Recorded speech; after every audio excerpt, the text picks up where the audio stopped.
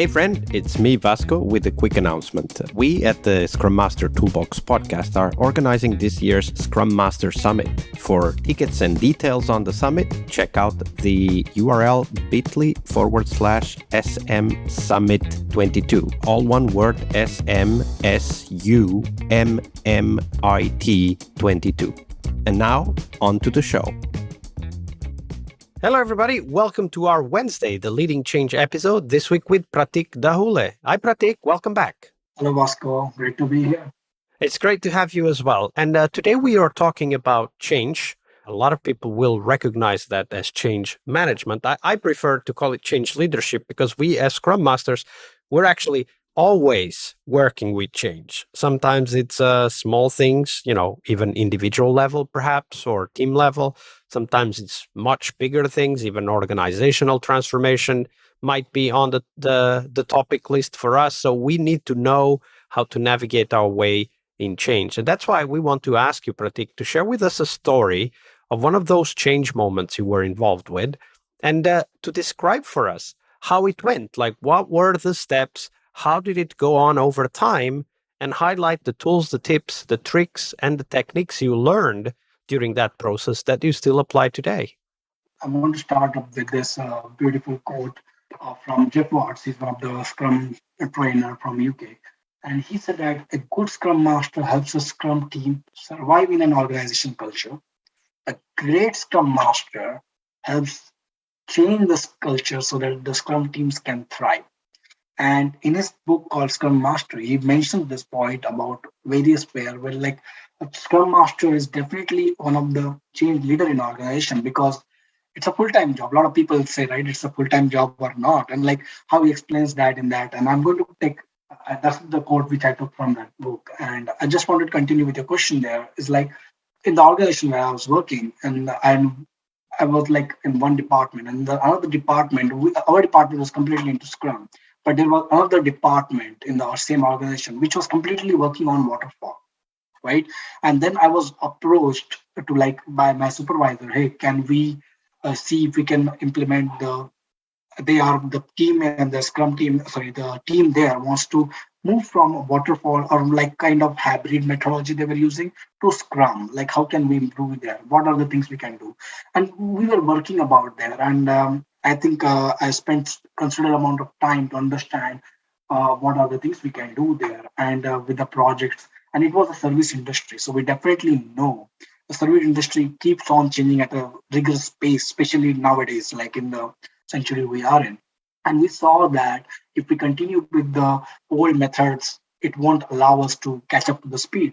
So we wanted a faster release of the products, and the seasons keeps on changing. The place where I live, every quarter there is a new season, right? So we have to change the patterns, the websites, the services accordingly. And for that, it is better fit if we go with the Scrum methodology and how it can help us situation and respond to customer faster and give them a piece of information which they can use it more aggressively. Now, this team was new to it. They had a ability, they had an intention to go there, but they didn't know how to do that. And that was some of the things. And the challenge for us is like working with the management. So we want to bring everyone on the same page. We just do not want the management is ready, but the team is not ready. We do not want team is ready, but the management lost the enthusiasm now. And the case study, when I studied their case study, was that they were working on one project which was going for 2 years. 2 years they were working on the same project, no growing up. And because of that, they have to maintain their old system as well as the new system. So we saw there is a problem. So if you go through the tool, I was used, and because I was coached by the very good mentors initially in my career, so we knew that for the change we are going to do, it's better if we use the John Kotter's methodology, which is the 8 steps of leading change. And the Kotter change, we went through that. Like there's an urgency, right? So first step is like we have to create urgency. And there was an urgency here that they want to do it because they were in the loop of the old process. So they wanted to change that. And they had a team which can collide together and work through that. And they had a mission. They had a vision to go and be as competitive as the other departments in the organization was. So working with the stakeholders, working with the supervisor, and bringing them on board. And it was easy for me because the supervisor also was PMI certified, right? So ACP certified. So it became easy for me to understand because he understood the importance of it. So we worked with them, developed a strategy where we can see what are the key methods. So I worked with the product owner, developed a pattern, right? What are the things important? Created a project vision, worked with them to create a vision. And then we started empowering the team, helping them people to know what are the roles, how the Scrum ceremonies work. And yeah, go ahead. So you're talking about empowering, but you are defining training. What else was there besides training? So we're selecting the right team as well by like making sure the skill set is, because we wanted a cross-functional team there, right? We just cannot create a team all of a sudden. We wanted to make sure the people who are part of it is a cross-functional. They can do multiple things together, and they are able to. And then Scrum ceremonies, like they understand the Scrum ceremonies, why we are doing it.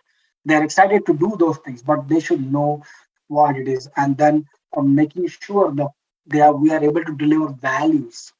Okay, we are able to remove the barriers or whatever's been acted, like sometimes people don't understand why we are working on certain user story than the other user story, which could make more sense.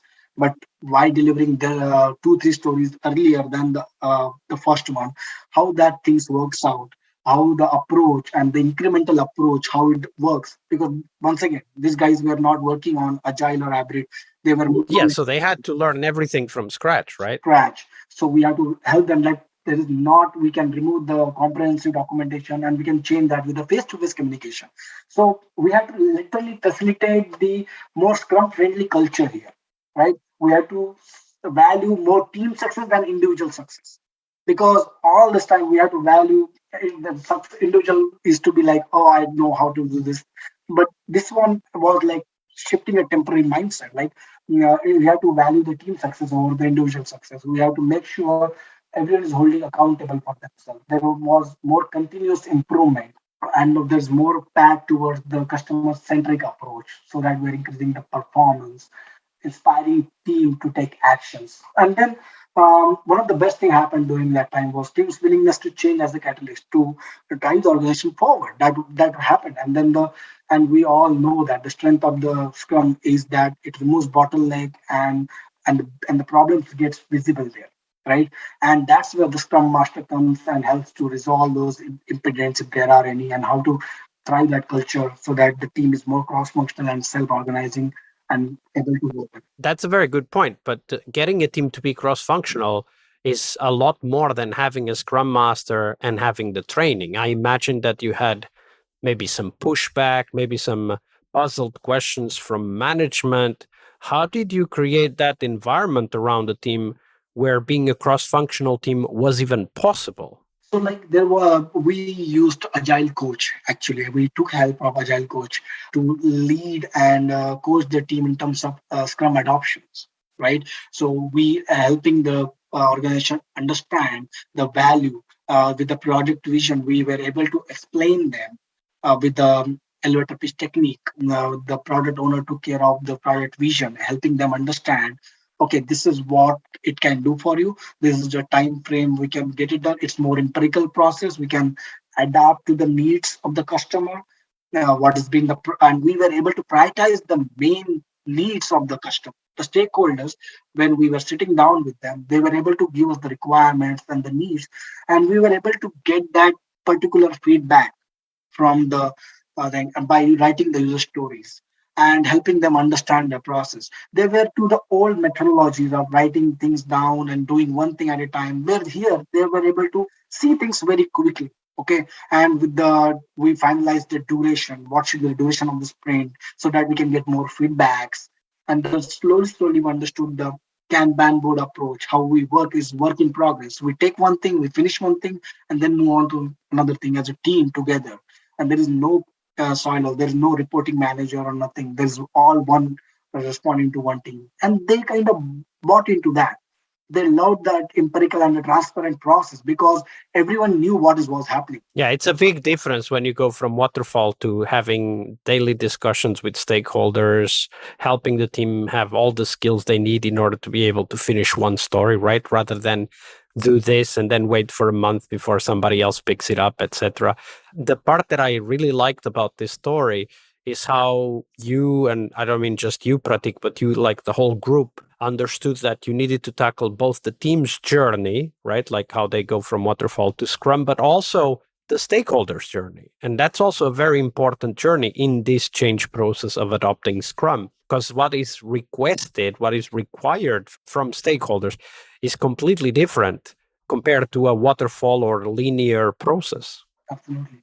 And the good thing was that because we followed and we provided them a good notes and education about what this philosophy is, how these things work, how the customer side, and they were able to see that within quick substation, right? Within, and because it's very easy to measure the success when you go from a very old technology to a new technology, and you were able to see the success in terms of better productivity, better quality, satisfaction between the team is excited to do more.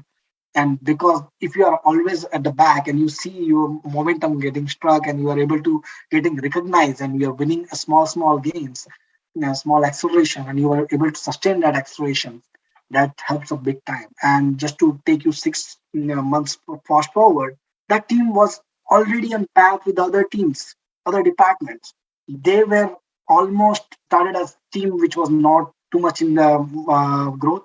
Now they were norming and they were almost ready to get into a performing stage in 6 months because everyone bought into it. Everyone followed the values, Scrum principles, and they not only understood the product, they also started executing that.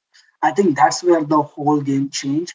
Where I was involved only in terms of spectator, just facilitating the session, coaching them, and they were working on their own, figuring out solutions. If they have any barriers or impediments, I just need to go and help them fight.